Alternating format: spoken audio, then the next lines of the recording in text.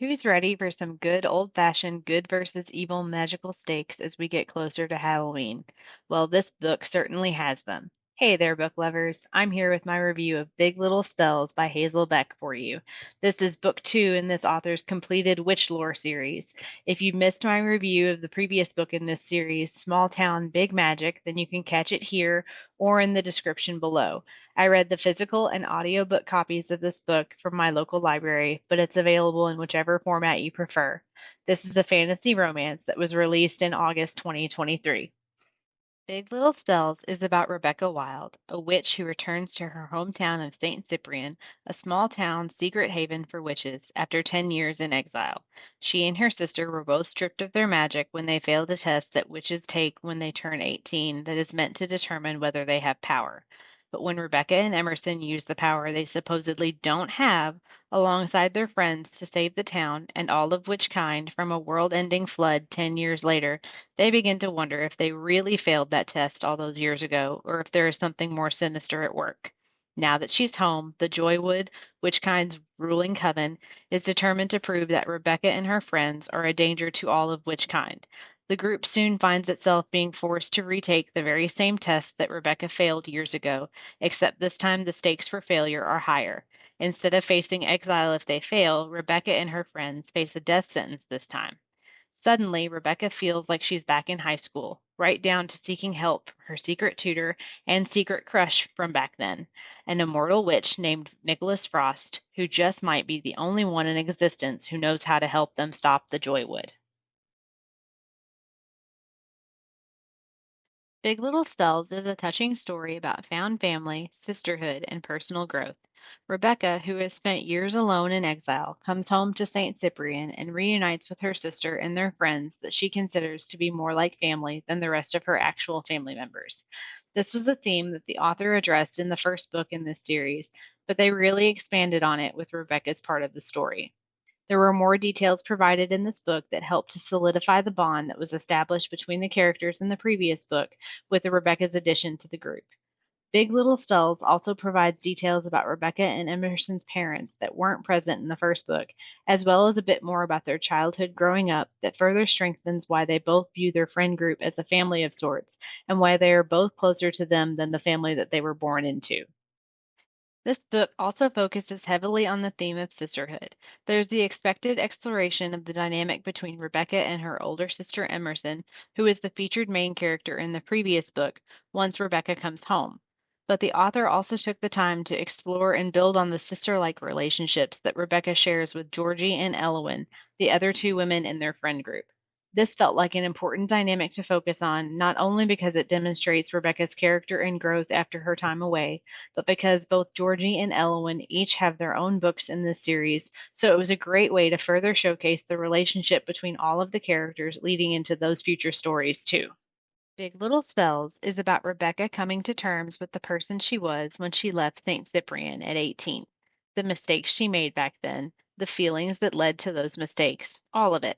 At the same time, this book is also her journey to accepting how the person she was in the past has helped to shape the person that she's become in the present. Rebecca spends a good portion of the book learning not only to trust herself, but also to trust the ones she loves with the truth, even if she might lose them over it. That sort of positive personal growth made this book so very heartwarming to read. Since I read the first book in this series, I was already familiar with the cast of characters in Big Little Spells, but they were a big part of why I enjoyed that first book so much, so I'm glad that they didn't disappoint in this one. Emerson was still a little annoying, but I enjoyed seeing more of the sisterly dynamic between her and Rebecca in this book. The continued animosity between Elowen and Xander has been good setup for book three in the series, Elowen's book, which I immediately started reading after I finished this one. Jacob is still the calm voice of reason, and Georgie is the group bookworm that I can't wait to get to know more when I get to her book. The members of the Joywood were suitably and satisfactorily evil, and Nicholas Frost was equally mysterious and intriguing. His history and banter with Rebecca kept me reading well past bedtime on more than one occasion. Needless to say, these characters made Big Little Spells much more enjoyable to read for me. This is the second book I've read by this author, and since I'm currently reading book three in this series, I think it's safe to say that I'm a fan of their writing. I really enjoy how easy it is to read/slash listen to their books. It's incredibly nice and super convenient to be able to pop my earbuds in and listen to my witchy rom-com while I'm cleaning or making dinner and not feel like I'm going to miss anything important because I'm not giving my undivided attention to the book I'm listening to. I've read books in the past that weren't written in such a convenient way, so the fact that this one was made it much more refreshing to read. I also really liked how the ending made me immediately reach for the next book in the series. It definitely helps that this is a completed series and I'm actually able to grab the next book and start reading it instantly rather than having to wait a year or more for it to come out. But I always love it when authors write books in a way that make me want to keep reading, and this one definitely did just that. Big Little Spells was definitely more than just a witchy read for me. The author tackled some pretty emotional topics that I also struggle with throughout the course of the book as Rebecca works through her own baggage. One of the biggest things that Rebecca learns that spoke to me the most is that making mistakes doesn't make you worthless, it makes you alive. This was a big one for me because I tend to view every mistake that I make as a world ending event. So it was nice to see that not only do others feel the same way, but they're also able to move past those thoughts and eventually see how untrue they are. There were a few other moments of clarity that stood out while I was reading this book, since I related quite a bit to Rebecca. Rather than feeling called out, however, I found myself feeling healed right along with Rebecca as I read this book.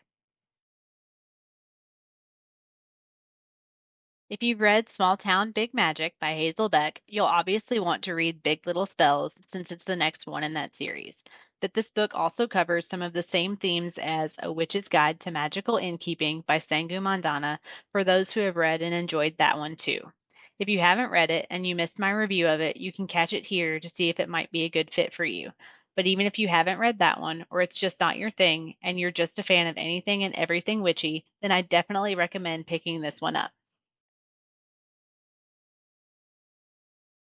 Overall, I'd give Big Little Spells a 4 out of 5 stars. I enjoyed it just as much as the first book in the series, and the ending had me immediately picking up the next book in the series. I enjoyed it so much. If you've started the Witch Lore series, you'll definitely want to continue it with this one. If not, but you're looking for something fun and witchy as Halloween gets closer, then you should still check this book and its predecessor out. Halloween, it's almost here. Do you guys think you have time to fit in one more witchy book before it gets here? Do you think that book will be this one? Let me know if it is or if you've already read it and what you thought about it in the comments. Don't forget to like and subscribe to the channel for more content and to find out what's next. See you next time and happy reading!